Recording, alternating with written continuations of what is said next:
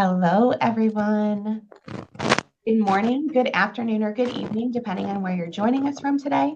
My name is Megan Wood. I'm Director of Recruitment and Admissions in the University at Buffalo School of Management, and we're so happy that you've joined us for today's session, which is a Q&A session with our MS in Business Analytics Faculty Director, Dominic Sellitto. For today's session, we are going to be covering information about the residential MSBA program, and many of the details covered in today's session are related to the residential program. Many of you submitted questions during the registration process, and we appreciate you taking the time to do so. We'll cover them during the session before we open it up to other questions. If you're specifically interested in the online MSBA program, I'll add my email to the chat, and if you'd like to connect after today's session, we'll go into more specifics of the online MSBA. But today's session is really related to our residential MS and Business Analytics program. So to address some of the common questions that were submitted during the chat, I'll take those at the beginning before we move on to Professor Sellitto covering a lot more detail about the program and applicant profiles. We get questions about if the GMAT or GRE is required. No, the School of Management uses a test optional admissions process. We do not require the GMAT or GRE. You're absolutely able to upload a GMAT or GRE score to your application. If you have one, if you have a strong score, we encourage you to do so, but we're test optional. So you do not need to upload a GMAT or GRE score report. Students ask, how long is the program? When do classes begin? Can I extend the program? The program is 11 months in length. It begins in the summer with classes beginning in early July, and students graduate the following May. The program is full-time and in residence. Students take 6 credits in the summer, 12 credits in the fall, and 12 credits in the spring. It's an 11-month program, so you can't complete it any faster, and you cannot extend past the 11 months. And there's reasons that it's an 11-month program, because we want to prepare you with knowledge and skills for in-demand opportunities, but also get you into the job market with other prospective employees as well. So it's an 11-month program. We've received questions about the program being STEM. Absolutely, 100%. This is a STEM designated program, so it provides an additional 24 months of optional practicum training, also known as OPT, for a total of 36 months of OPT. We've gotten questions, are there course prerequisites and is work experience required? No, there are not course prerequisites, and work experience isn't required to apply, but I'll ask Professor Sellitto to provide some more detail on what competitive applicants bring to the program. Professor Sellitto? Wonderful. Thank you so much. If you're comfortable, Megan, I'm going to share my screen now. Absolutely. Great. As long as it allows me to share my screen. Bear with me for a moment here. Internet new. Everyone, if you could please mute yourself. Perfect. So there are a variety of by the way, I'm sorry. I'm Professor Dominic Sellitto. I'm the faculty director of the program. I've been the faculty director of the program since the program started in earnest in 2021. There are some questions that are like, oh my gosh, that's a young program. Okay, the program has existed for a lot longer than that. It just used to be coupled together with one of our other master's degree programs, which you might be familiar with, our Masters of Management Information Systems. The school made the decision in 2020 to split those programs up because business analytics really becomes especially in the age of AI and the age of big data and beyond, it really becomes this sort of different beast from your standard technology or IT related degrees, in that we needed a directly focused curriculum for you all who are looking to kind of either upskill in the field or break into the field for the very first time. And so we get a ton of questions about, okay, well, who joins this program? Literally, just so many different types of people that join our program. And it's one of the most wonderful things for us, right? Our average work experience for folks in the program is 2 and 3/4 years, right? So that usually fluctuates every year between 2.5 and 3.5 years of experience. Right now, we're right in the middle of that. But that doesn't mean that you need that experience in order to join us, right? We have folks with 0 years of experience, so fresh out of undergrad, all the way up to folks with 10 plus years of work experience in the field or in related fields. It really doesn't make a difference. And the reason why it doesn't make a difference is because of the way that our program's structured. Now, you would have heard Megan say there aren't prerequisites. That's interesting. That's interesting for a specialized master's program. And the reason why it's interesting for a specialized master's program is because, especially an 11-month one, is because our job is to, well, train you or upskill you, right? If you already have the base knowledge in those 11 months. I'll talk about how our curriculum allows you to do that in just a moment. But keep in mind that we have students, and every year students across this work experience range are successful. Students across these undergraduate backgrounds, yeah, we get the typical ones, right? If you're a computer science background or an information technology or a business background, right? Those are our highest represented student backgrounds in undergraduate. But we also have biology and industrial engineering and psychology and sociology and chemical engineering, communications. Any background that you can think of is or has been represented in our alumni pool, period, right? We had film studies majors, we had fine arts undergraduate students. And the reason for that is quite simple. Data is kind of everything. You're probably here because you've realized that at this point, but everything really boils down to data. Whether you want to be an effective manager in a startup, right? You're going to be using data-driven decision making. If you want to, for my film studies undergraduate who wanted to be a director, if you want to schedule and plan the logistics of a very complex movie shoot, you need to understand how the data works in order to get that to work properly. If you want to be an AI, you absolutely need to understand data. And so we get a lot of folks from a lot of different backgrounds and different countries, right? A lot of our student population is international, right? And so they're coming and joining us in Buffalo from this year. We have 6 different countries. That usually, again, fluctuates between 6 and 8 to 10 different countries, right? So you're going to get a lot of exposure to different cultures, different people, different experiences, different backgrounds. And that's really one of the great things about our program. The next question people tend to have is, okay, well, I want to do this. How do I do that in this program? If you haven't yet, I'd strongly recommend taking a look at our curricular map. Our curricular map is available on our website. We are constantly adding classes. So our current curricular map, I don't even believe shows our newly launched MGS 636 Applied Artificial Intelligence for Managers class that launches this spring. So it will be available for you should you join us next year. But we have paths, and these paths are not concentrations. Think of pathways sort of as this: I want to choose elective classes that I want to take, and I want them to be toward a specific domain that I know that I want to study in. What that means is you can take all of these courses I'm suggesting here if you want to be a healthcare data analyst, or you could take none of them. You get the same degree either way. Everybody graduates with a Master of Science in Business Analytics. These are just the courses that are specifically designed for a pathway. So you want to be a healthcare data analyst, you would take something like Seminar in Health Information Systems, something like Healthcare Analytics, which is our applied domain coursework in healthcare analytics, right? Where you work on real data sets. And we have a co-faculty that teaches that class, who's the chief data officer of a healthcare organization here in the United States. And so, usually if you want to take a particular path, you would take our core courses. You would then take 2 of our 3 flex core courses. And then the remainder is one of these applied domains, and then a couple of electives to round out your minimum credit requirement to graduate. And so everybody will follow that basic path. But the way that you have to change the course that you take is, well, what domain are you interested in? Are you interested in healthcare? Are you interested in supply chain?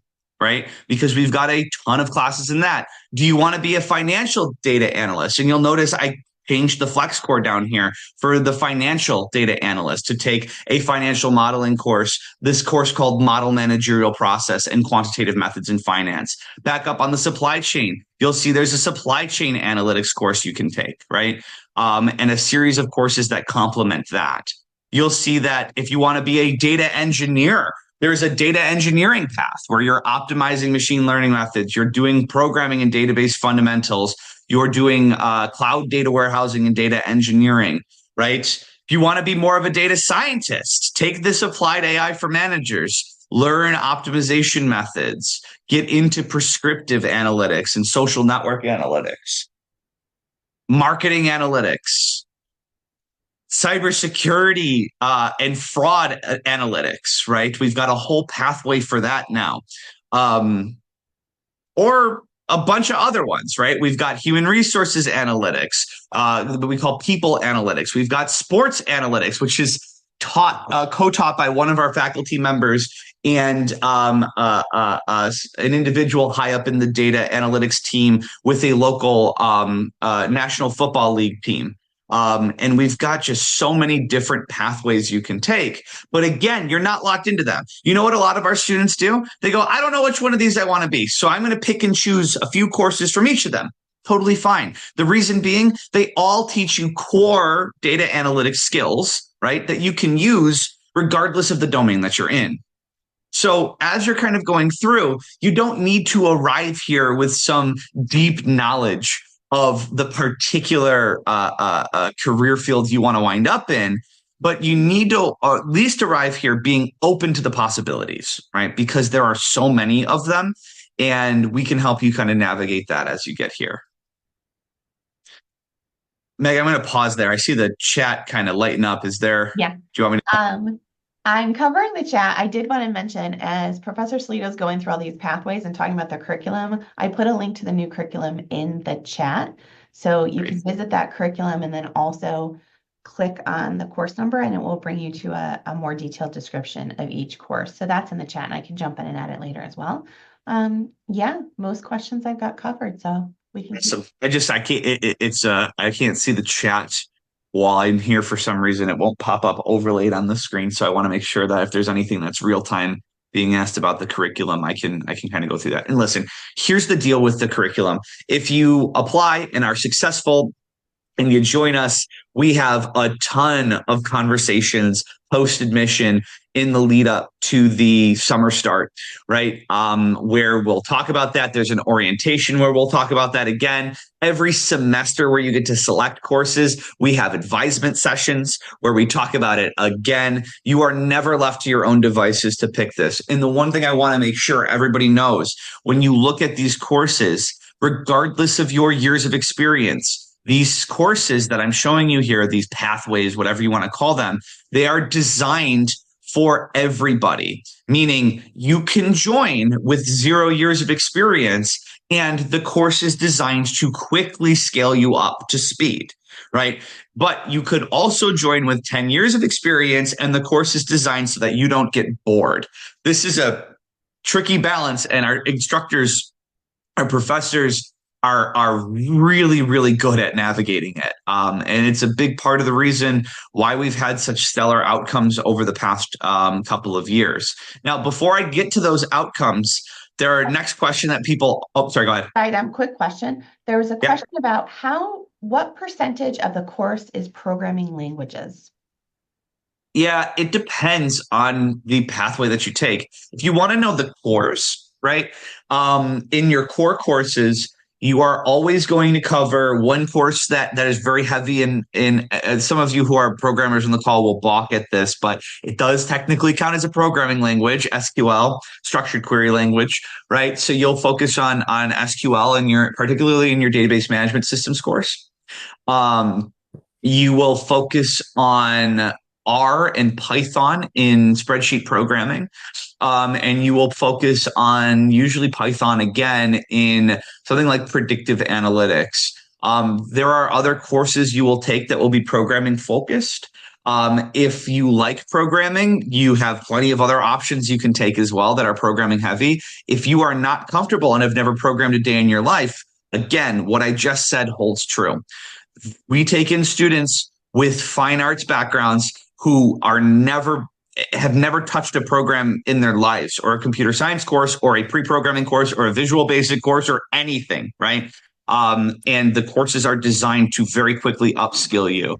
Every year we have students that had no prior programming experience that leave and have Python on their resumes and can demonstrate that in a data science environment and get those job roles. So if you're worried about that, don't be. I was that guy when I was in the MIS program back far too long ago, over a decade now, and there are the professors we have here are uniquely trained, I will say, to be able to get you up to speed very quickly in programming languages. Perfect. Thanks so much. So can we ask questions over on here? We can just throw it in the chat. Please throw it in the chat for now. Professor Okay. has right, thank you. More slides to cover, but if you have questions about the curriculum, now's a great time to ask them, since we're Actually, I do. Sure. I really do. Go ahead. So currently I'm in the PMBA program and graduating in June. I wanted to know if I looked at the curriculum, noticing that some of the credits that I have can be transferred to analytics. So my question was, how many of a percentage of credits that I have from PMBA can I transfer? Well, there's a potential for up to 20% of credits to transfer. They would have to be elective credits only, with it being better. But the way transfer credits are handled is, after a student is admitted to the program, we would request your transcripts and syllabi for those courses and have the faculty director review them and determine if they're able to be transferred. Now, if you're completing that degree, then we'd have to look at more detail, because you can't like double dip in courses to like complete a second degree quicker. But really the first step is to apply, get admitted, and then submit those materials for course credit consideration. And for anyone else that has any questions related to that, there is a handbook online. I'll pop the link in the chat too. And it's on page 28 that talks about course transfers and credit transfers. Okay, so there's questions about the GMAT or GRE. So we covered that at the beginning. We are test optional. We do not require the GMAT or GRE. If you have taken the exam and you've done well, you can absolutely upload it to your application. It's helpful to view that, but it's not required. And then there was a question about the MSBA program. Is it the same degree as a master's? So yes, the MS, this is a Master's of Science in Business Administration. So it is a master's program. It's not the same as an MBA. An MBA is a Master's in Business Administration. Vanilla, did you have a question? Hi, yes, I do.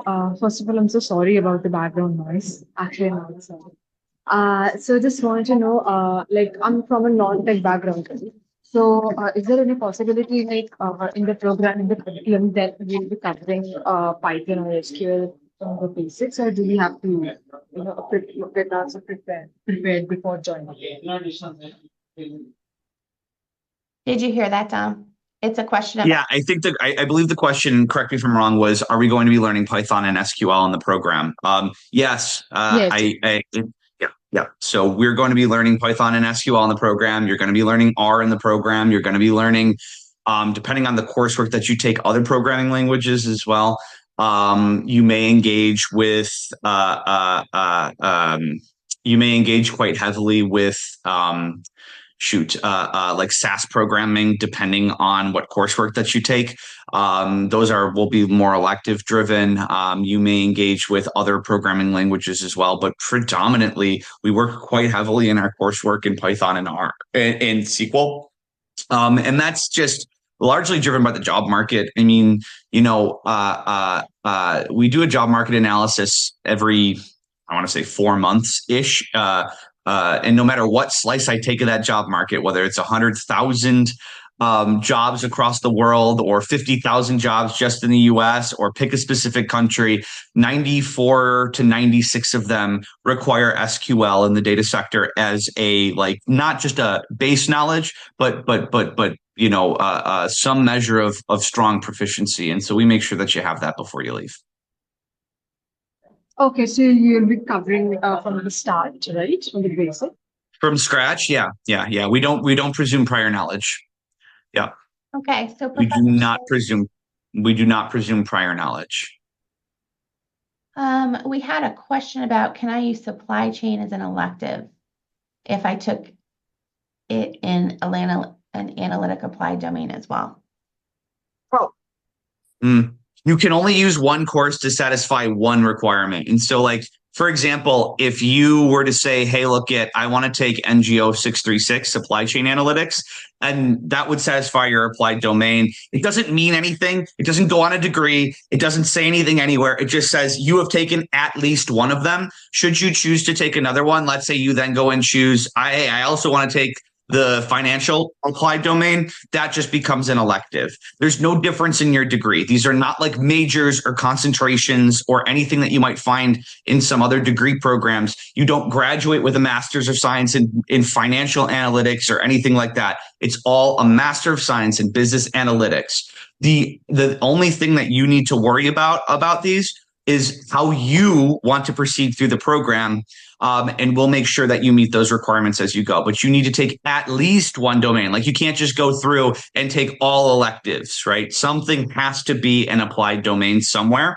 And you can take more than one. You can take all of them if you want. Some students take 4 or 5 applied domains just because they want to have that well-rounded understanding of how different functions in businesses work. That's fine as well. Great. Thank you, Professor Sellitto. I think we'll keep moving on with your slides, and I can cover the other questions in the chat. Cool. So, there are so many opportunities that you have here. You know, when students are applying for different schools, one of the things that they talk about quite frequently is, okay, like, what types of professional development, what types of experiences, what types of, things can I compete in? What other things can I get involved in? And there's way too much to talk about in one call. We run conferences our next version of this conference is coming up in just a month from now, right? We have a startup, what we call our Startup and Innovation Collab, or Blackstone Launchpad, where students will go and join things like hackathons to do things. Like 2 weeks ago, a bunch of our students, one of our students at MSBA won in the first ever Blackstone Launchpad AI hackathon, where they were working with local teams from businesses and organizations to help in 48 hours design an AI-driven application to help them do things. And they won.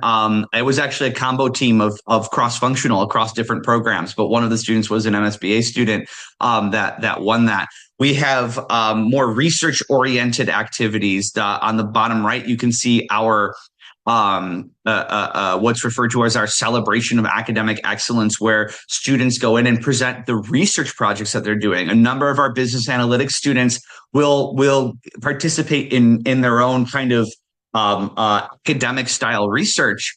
A couple of our students last year actually got the ability to travel to another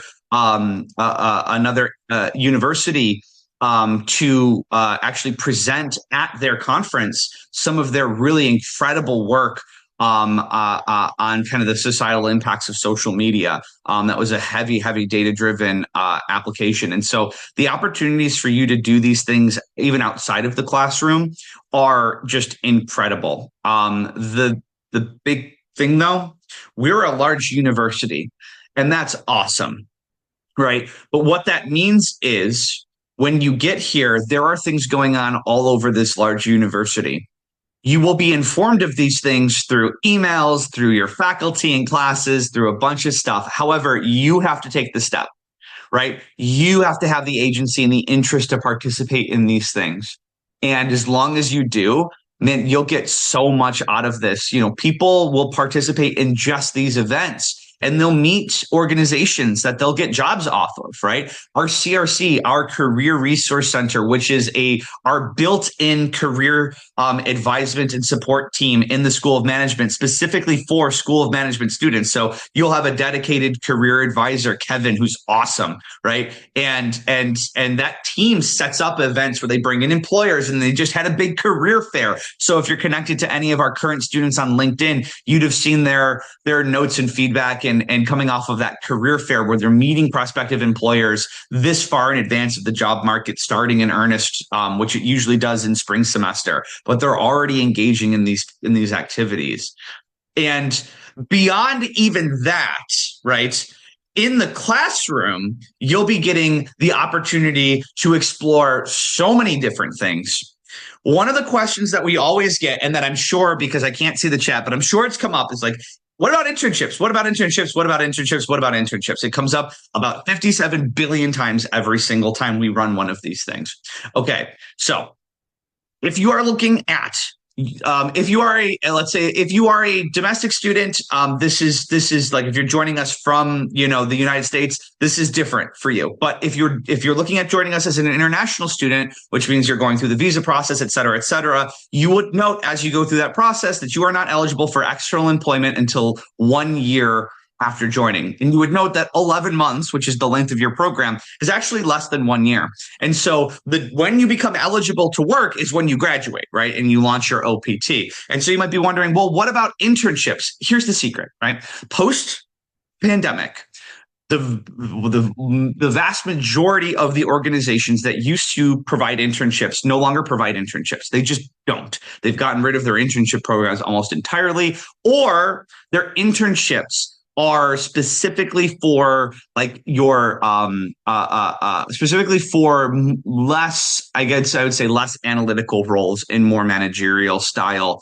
Hey, you're an MBA candidate and you're going into, more of an administration role. So the technical internships have largely gone away. So how do you get that experience while you're with us? Well, that's what the practicum is for. The practicum happens in your spring semester as a core requirement for all students. And basically the practicum says whatever you want it to say. It is an open-ended question that says, what do you want to work on? Now, I work as the faculty director to build experiential opportunities for you. What's an experiential opportunity? Well, that's where I work with companies, and those companies sponsor projects. And you work with me and those companies in order to deliver value. We've done this every year to great success. It is functionally equivalent, right, in terms of the networking benefit and the experience you get to an internship, except you're really just, participating in a class activity. And so it is not an internship, but you gain all of the same skills and all of the same networking, and you get the resume benefit of saying you worked on a project for XYZ company. We worked with a really, really awesome television station last year. A bunch of our students did a behavioral analysis of the folks who tune into their shows to help them reorganize the types of shows they're offering. We have had consumer business and marketing firms where students have gone in and worked with them. We had students work with Megan's office a couple of years ago internally on understanding demographic pipelines and admissions pipelines for students. We had students working with a startup cybersecurity firm, developing frameworks to help spot and detect and prevent attacks on artificial intelligence systems. We had students working with a local healthcare organization to help drive better patient outcomes. Really, these projects change every year, but there's a huge opportunity to work with a variety of different companies on sponsored projects through the lens of the course supervised by me. If you don't want to do that, or you don't like the projects that are there, many students will choose their own independent projects where I work with them directly as sort of a research advisor, and they pick and they go off and I help them get the right data, and I help them meet the right people, and I help them to craft this project, right? And they build this awesome output, which is usually some sort of data-driven decision output, right? So last year, one of our students did this for one of the sports sectors here, one of the sporting basketball, right? During one particular segment of the basketball season, there's a number of events happen, right? That happen, and effectively, what winds up going on is there are means to try and predict these outputs. And so this individual worked with data analysts from the industry, worked with people who were just hobbyist data analysts, contacted actual athletes, right, to get their feedback, and built a sort of predictive model to help identify and beat the predictive models that the teams were using themselves, and presented it at a public showcase. It was an incredible one. We had another student who worked that practicum on building AI applications to help the student experience. That was awesome. We had other students, again, that presented at conferences. That was awesome. And so the sky's really the limit. Whatever you're interested in, even if there's not a company to work with, there is a project there. And finally, the big thing everyone wants to know is, what are the outcomes? What are people doing, right? Okay, so here's how this works.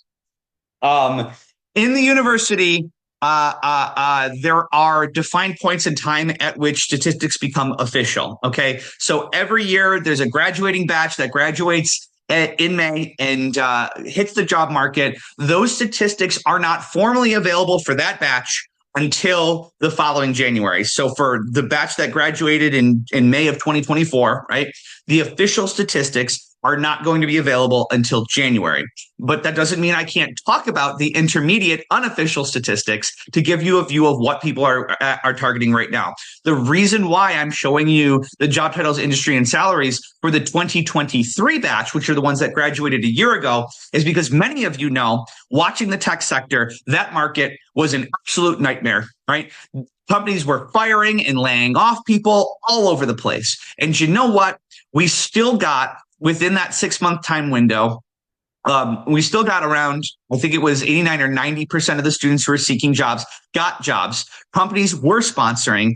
The average salaries were closing in on 6 figures, with high salaries above $150,000 a year, right? They were getting data scientist roles, data engineer roles, product management roles, data analyst roles, business analyst roles, across healthcare, finance, software, consulting, insurance, government, higher ed, telecom, all of these different, right, industries that students were targeting. They were able to secure jobs during one of the worst job years. 2023 was one of the worst job years for tech job seekers in my life, at least, right? And still, we had, we had nearly 90% placement. Now, our 2024 numbers are in progress, which means we haven't heard back from everybody yet, right? At this point, you should take these numbers as tentative. They will fluctuate over time. But as it stands right now, of the people who have replied to us telling us how their job search is going, 96% of them are gainfully employed, right? In some capacity at some organization. And we've got folks who are marketing managers, product managers, data analysts, HR analysts, financial analysts, senior consultants, senior data analysts, right? And students are being sponsored. Companies sponsoring at a higher velocity again than they were last year. And that's wonderful, right? We are super excited to see that the job market is recovered, or is still recovering very drastically from what it was back in 2023. Our 2024 grads are having an easier time securing interviews and securing jobs because, well, the companies are hiring again. There's not those massive layoffs that were happening in the tech sector like they were back in the 2023 season. But even then, right? Even then, our students found jobs. And why is that? Because there are booms happening right now. There is an AI boom happening right now. There are more startups and mid-sized organizations diving deep into data and products for data analytics than ever before, right? this bubble is big, right? And bubbles do burst, right? But you're still in the middle of it. It's not going to burst before the time when you graduate, at least, right? And so you should be able to get have your pick of a nice role by the time that May of I guess of 2026, right, for you would roll around. And so, there are a lot of stats on jobs and things like that. But keep in mind, again, like I said, the 2023 numbers are the ones up here, right? And the 2024 numbers will be released fully in January, but they're looking really good so far. And that's really all I got. That's all I have for us. Great. Thanks so much, Professor Sellitto. This was very, very informative. I think it also illustrates why it's so important that this is an 11-month program. You need to get into that job market, and you'll be a competitive applicant for the job market once you've completed this program, without a doubt. Most of the questions I was able to answer in the chat. If you have additional questions, feel free to type them. We have some time to answer additional questions. But Professor Sellitto, one specific question that I know you can talk to an example about. We have a student that's currently working in data analytics in the healthcare industry. And does the curriculum offer a chance to work on a similar company or project? And which major companies in healthcare service industry recruit graduates from UB? I'm not sure if you can provide a little more detail on that. Yeah. So data analytics in the healthcare industry, that's awesome. Yes, the curriculum does offer a chance to work. I wouldn't say for, because keep in mind, right, students don't get, it's not an internship. Let's say, for example, in the healthcare analytics course, you would be working with, like I said, VP of or the chief data officer of a healthcare organization locally that would bring in data and problems from their environment. On the practicum as well, you likely would get an opportunity, if you wish, to work with a healthcare organization. Now, there's one big thing, right, that I think people need to understand about the way that the job market works, particularly for most institutions in the U.S. Companies don't tend to anymore come in and say, we recruit from XYZ organization. Companies work with every university to meet students, right? And to learn about what students are, and they put their applications out publicly, right? And every student applies for those job roles. And so there isn't a traditional recruitment process that tends to happen like it might have maybe 10 years ago or 8 years ago, even here. But I will say, if you're asking, do our students who are seeking healthcare-oriented roles get healthcare analytics-oriented jobs? The answer is yes, all over the place. There are companies that heavily hire students from our batches. You notice I'm saying heavily hire and not recruit, because again, they're not recruiting, they're waiting for you to apply to them. But we have a lot of alums that work for a lot of great healthcare organizations across the United States. Absolutely. I hope that helps. That's one profession, healthcare analytics, that is so big. And I just had a conversation with a student who graduated like 2 months ago, who was seeking a job in that market, and their biggest problem was they had like 1,000 jobs they could apply to, and they weren't sure how to navigate all of the healthcare data analytics jobs that they were targeting. And so, not that just because the jobs are available doesn't mean they get them, but that's what we're talking about in terms of the need, that direct need. It's so great. Awesome. Thanks, Professor Sellitto. I also want to piggyback on that. We have a projects clinic on campus. It's run by one of our faculty, Dr. Krupski, and there's a lot of opportunities to do real world, short-term, short-based projects, anywhere from 2 to 3 weeks, sometimes up to a semester, to gain additional experience. And they're working with several hospitals as well in terms of their projects. So that's another way to gain experience. Oh my gosh, I can't believe I forgot the price. See what I mean about a university being so large? There's so many opportunities. The project clinic is one of the most important ones. You apply and you work, again, with companies on data-driven outcomes. Oh my gosh, there are so many different things you can do here. I was a student here, guys. I was a undergraduate student, a graduate student before I left, and I joined Deloitte as a consultant for a number of years before working with some startups and coming back. Our campus is so large. And so intense and impressive in what it has to offer. I still learn new things every day. And it's a special thing. It really is. So I just put a link for Projects Clinic in the chat. So definitely check that out. It's just one of the amazing action learning opportunities that are offered. There's questions about tuition and fees. So I linked that in the chat along with a link to more information about how they break out. For international students at $38,176, that does not include living costs, but you can go, that's strictly tuition and fees. There's a lot of places that our students live, whether it's on campus, adjacent to campus. Some students live down near our South Campus. You can reach out to current student ambassadors for more information on their experience, not only in the program, but also related to housing. And then you can also search on the website, and I'll put a link in the chat for the I-20. The I-20 is issued, the financials on there are issued by our Office of International Student Services, and that will include an estimate for cost of living, although I have to tell you, students generally pay much less. For scholarships and tuition reduction for Canadians, no, there are merit-based scholarships that are offered to our strongest applicants. I will say it's a competitive process. We have a lot of qualified applicants, but we do offer merit-based scholarships. The deadline to be considered for those is January 15th. So highly encourage you to complete your application, upload all your materials by January 15th if you want to be considered for scholarships. Additionally, students apply for assistantships and on-campus employment through the Career Design Center. Students have to be admitted and have their UB person number before they can even search for those opportunities. But as I put in the chat earlier, you have the resources of 2 career centers. Our Career Resource Center in the School of Management, where Kevin Thomas is a dedicated career advisor. They're awesome. Professor Sellitto just kind of detailed some stats there.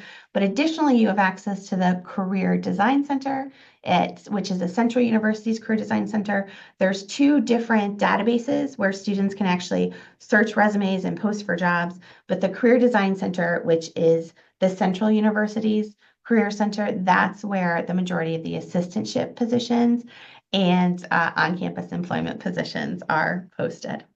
See what I mean? I forgot about the career. Sorry, my cat was yelling at me, and so he needed to be held. I forgot about the Career Design Center. So one of the chat ones say, so healthcare analytics is the most popular one. I wouldn't necessarily say that.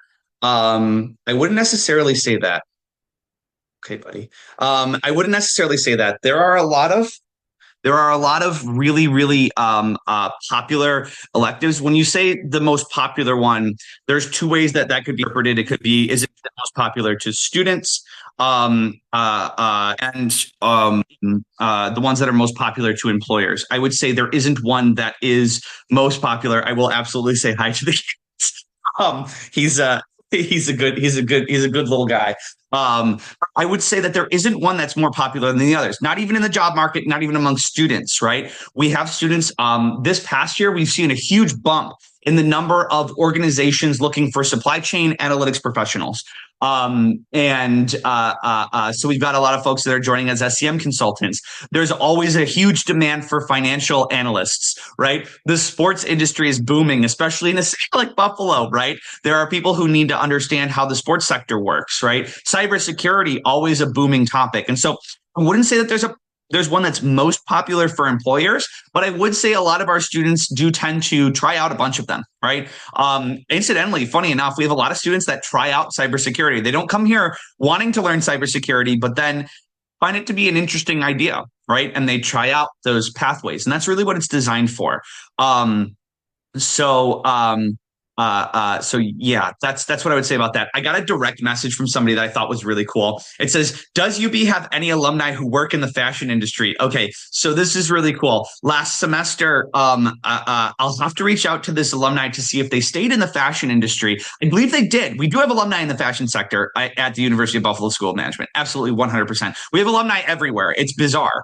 If you go to a random city in a random country on planet Earth, you will likely find a UB School of Management alumni somewhere there doing some sort of work. This has been my experience in life, but specifically in MSBA, I actually worked with a student who had sort of a fashion design undergraduate degree last year. And this individual was working on their practicum with me, analyzing fashion trends globally, specifically targeting niche fashion trends that were more cultural, and whether or not the global spread of those fashion trends was being influenced by the existence of actors from those regions being brought more to the front as stars in popular media on streaming services. And so it was a really, really cool practicum project where they were analyzing the spread of niche fashion trends that were more cultural, and tracking their spread around the world over the course of 20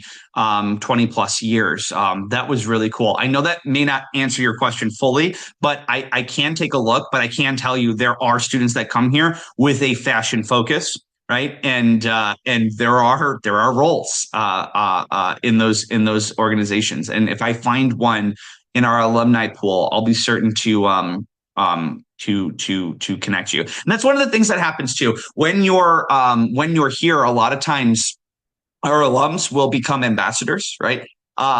Just like our current student ambassadors exist, our alums will become like pseudo ambassadors, where they will also join in, and they're super happy to help on LinkedIn. And so, they're and beyond, right? Even by email, set up Zoom calls. We do this all of the time.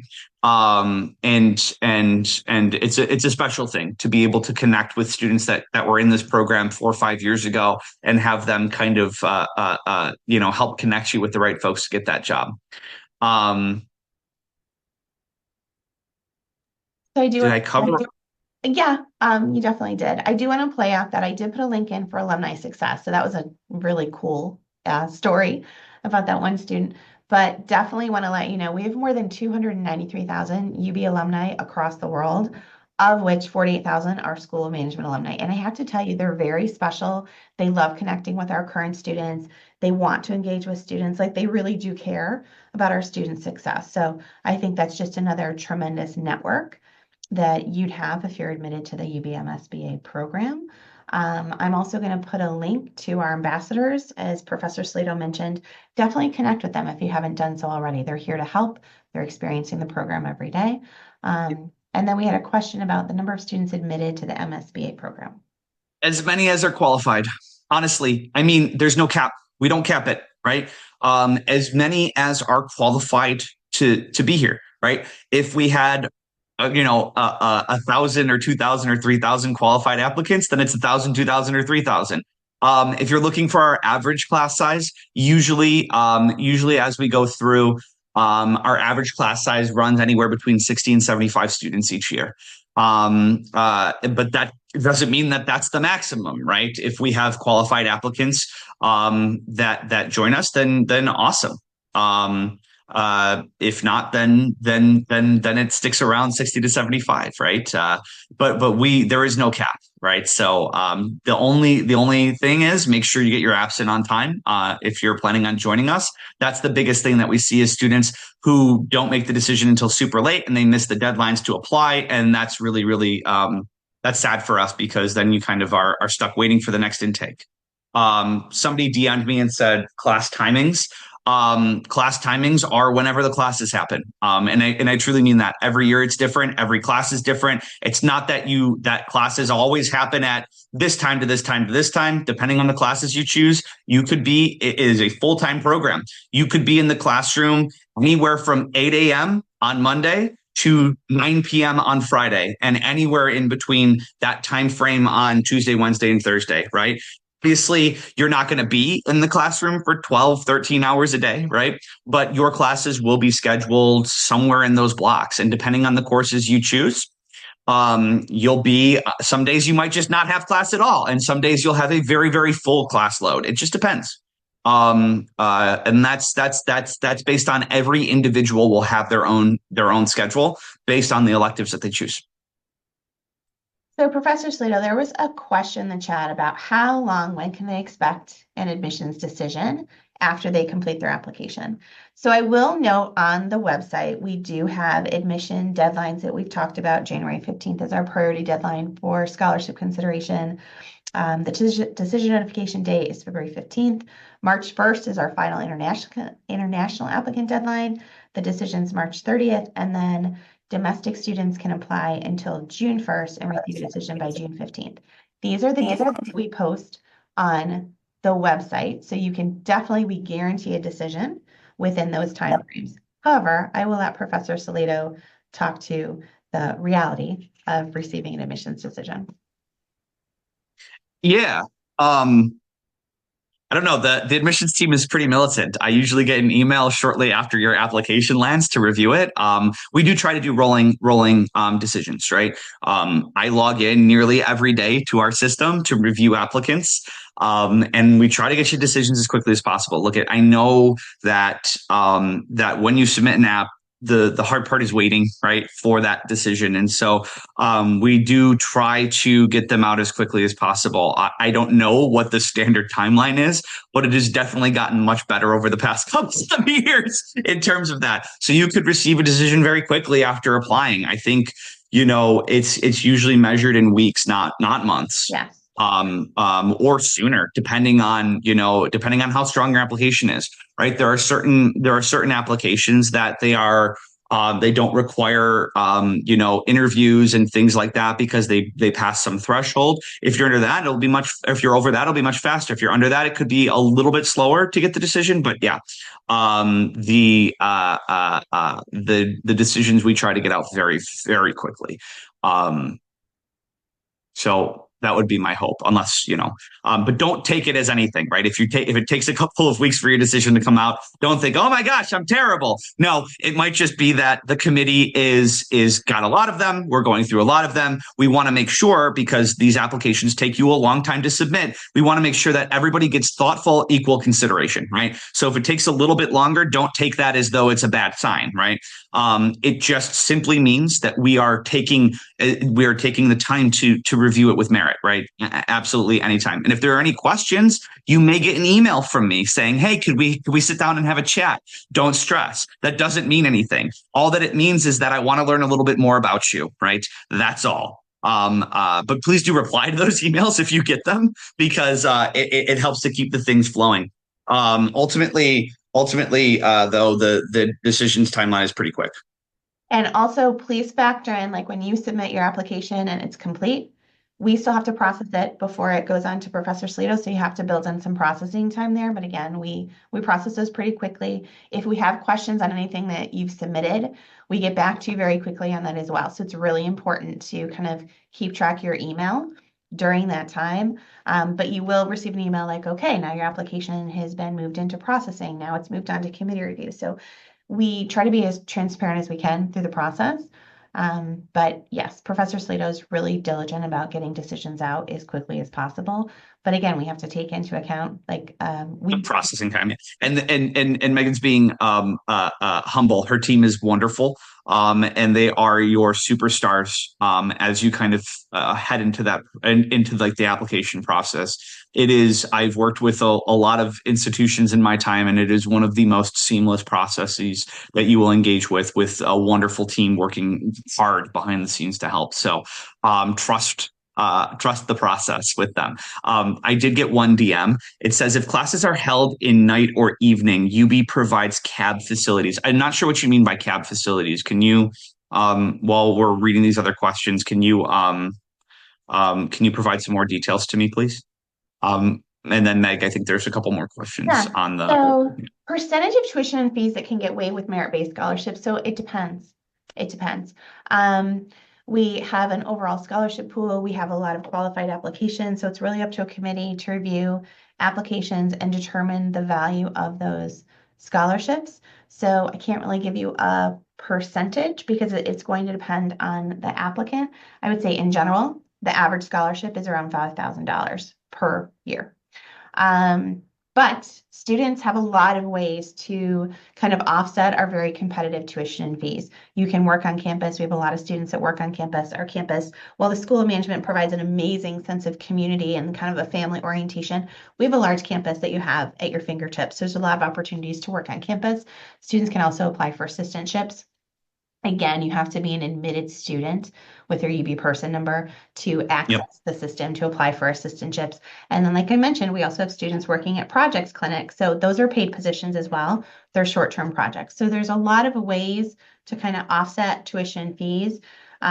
We do have scholarships. It is a competitive process, but that's not the only way to kind of help with tuition fees. But I do want you to realize, obviously, a graduate degree is an investment in yourself. You're taking a great decision to pursue a grad degree. And ultimately, the School of Management provides a tremendous return on investment for what you get out of the program versus the placement stats that Professor Sellitto referenced. You do not. I did get that. I did get a DM back and on that as a reply to that. The question was, are there any transportation facilities for safety at night if classes are held in the evening or at night? One thing, right? The campus that you will be studying on is our Amherst North campus at UB. It is one of the safest campuses on planet Earth, right? So you don't need to worry too much about that. But I also understand, and the university does too, understand the need for these sorts of things. So there are safety resources, and we have buses and busing facilities that transfer and go between campuses and around the residential areas where our students tend to live. Those buses run pretty much every 10 minutes, anytime that they would be needed from a class perspective. So that's early morning until very, very, very, very late evening. And sometimes they even run overnight. I don't know what the current schedule is for that. That is something that is definitely there. We have plenty of safety resources if students are needing an escort, if they feel unsafe for any reason, right? Any reason. There are escort services that will walk you around campus. Like we are a very, very safe campus, and we provide additional resources to make sure that everybody feels it is supported throughout that process, regardless of what students they are, where they are, who they are, and what their general nervousness is. Yeah. From a computer science background, as a non-business student, will I face a heavier course load? Everybody has the same courses, so you'll get the same course load. Course load and difficulty is subjective, right? It depends, right? I have seen students, again, from a fine arts background who have an easier time than students with a computer science background. And I've seen students with a computer science background have an easier time than students with a business background. This is because the difficulty of a course is subjective based on the individual, right? It's not that because you have X background, you're going to have trouble with Y. It just is because you're this type of person, how you learn and how you engage. But even still, that difference is marginal, right? We're not seeing somebody who's like, oh my gosh, I'm going to fail because I have this background versus this person who's like, I'm going to get an A because of this background. No. As long as you're putting in the work and you're leveraging the resources and support from your faculty, there's no issues there. You're not going to have any sort of issues there. So it's after 10, and I actually have a 10 o'clock meeting, so I'm sorry that we have to end our Sorry, I didn't even realize. I know. I mean, it's a great session. I think we've covered a lot of detail. There was one last question about working part-time. Yes, we absolutely have students that work part-time during this program. I think it's realistic to work potentially up to 20 hours a week while completing this program. We've had students do it for sure. I really just want to thank all of you for attending. I want to thank Professor Sellitto for providing such great information. I've put my email in the chat. This session's being recorded. It's going to go out to everyone probably within a week once it's transcribed. But thanks again for your interest in attending, and we hope to see all of your applications very soon. Thanks. Bye-bye, everyone.